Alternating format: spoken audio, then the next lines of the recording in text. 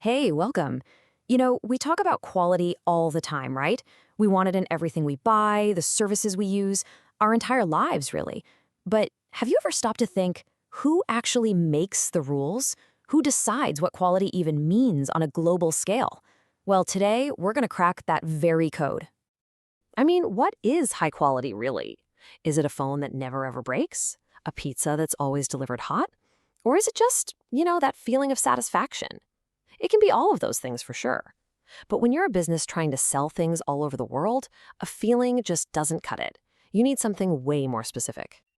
So, to get everyone on the same page, to build trust and consistency, the world basically needed a referee, right? An independent group that could create a single playbook for quality that everybody could agree to play by. And you know what? For over 145 countries, that's exactly what happened. So let's meet this global ref. They're called the International Organization for Standardization, but you probably know them as ISO. Okay, so ISO is based in Geneva, but it's super important to know they're not a government. They're this huge independent network of experts from all over. And their mission? It sounds simple, but it's absolutely massive. Create the rules, these documented agreements that make sure everything from a tiny little screw to a massive complex software system is actually fit for its purpose. And the scale of what they do is just, wow. We're talking more than 14,000 international standards. Just think about that for a second. These aren't just like friendly suggestions. They are the bedrock of how global trade and innovation actually work. Now, out of all those thousands of standards, there's one family of them that's way more famous than the rest, ISO 9000. The best way to think about it is like a universal playbook for quality management.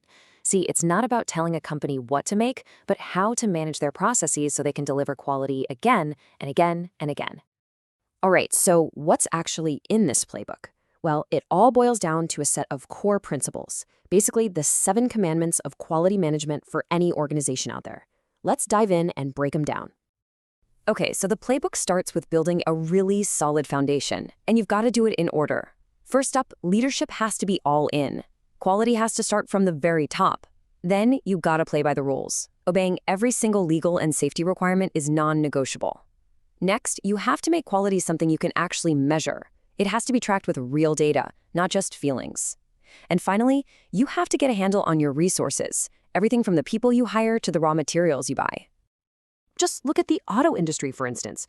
For them, following safety and environmental laws isn't just a nice-to-have for quality, it's an absolute legal requirement. The stakes are incredibly high.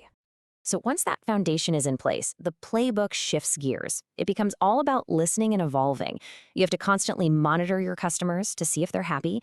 You need to make sure your team's training is actually working. And this one's huge. You have to commit to this idea of continual improvement, always getting better. And that idea of listening to the customer, man, that is right at the heart of the whole ISO 9000 philosophy. Because at the end of the day, you can have the best processes and all the spreadsheets in the world, but if the customer isn't happy, none of it matters. They are the ultimate judges of quality. So how do you keep score? How do you know what the judges are thinking?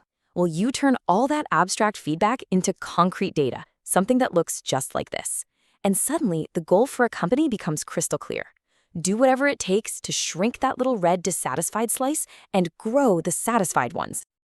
Okay, so we've looked at the principles, we've seen the playbook, but so what? Why does any of this actually matter in the real world? Let's connect the dots. I mean, look at this. The difference is just night and day. Before a system like ISO 9000, so many businesses are just running on pure guesswork. They're constantly putting out fires with reactive fixes. But once they adopt the playbook, everything changes.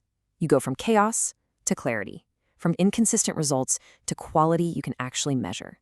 You stop just making a product and start focusing on the customer and on always, always getting better. And in the end, the payoff really goes two ways. For businesses, yeah, it means being more efficient, building a stronger reputation, and having clear goals.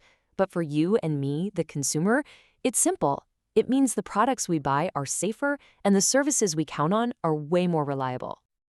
And that brings us to the final thought on quality. And honestly, this might be the most important idea in the entire ISO 9000 system.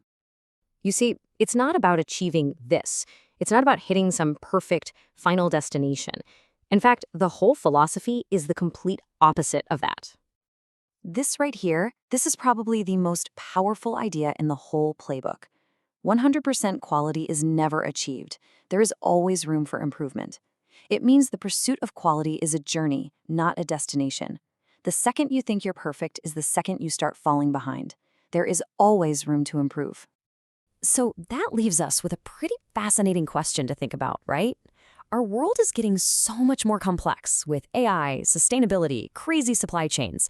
The very definition of quality has to evolve with it. So what do you think? What will the next great standard for quality be? Thanks for joining me for this breakdown.